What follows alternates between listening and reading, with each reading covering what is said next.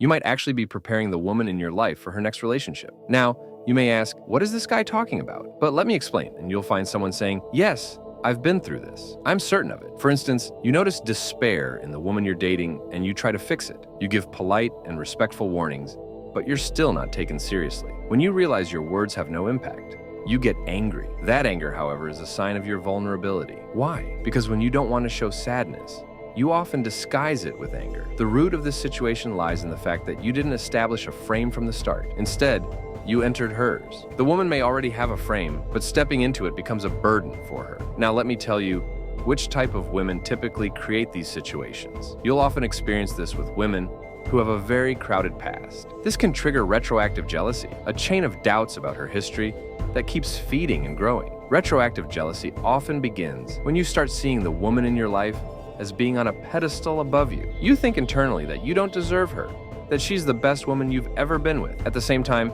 you assume the men in her past were somehow better, which only fuels this jealousy further. If you learn or hear anything about her past, this feeling snowballs. In truth, this kind of jealousy is almost inherent in men. From an evolutionary perspective, knowing a woman has been with another man could imply that your lineage might not continue, which triggers feelings of insecurity. This mindset often leads to constant doubts, paranoia, and tension in the relationship. In these cases, it's usually the woman who ends the relationship. As retroactive jealousy grows, your insecurity and obsession increase. Naturally, women tend to leave men they see as overly dependent or weak. Sometimes they might even leave by cheating. And for women, cheating isn't always about betrayal. It's about seeking what they perceive as a better option. These relationships often end with statements like, "You've taught me so much. I owe who I am today to you. Without you, I wouldn't have known right from wrong. I'm so glad you came into my life. You've been a great experience for me." On the surface, these words seem kind, but their underlying message is different. It means,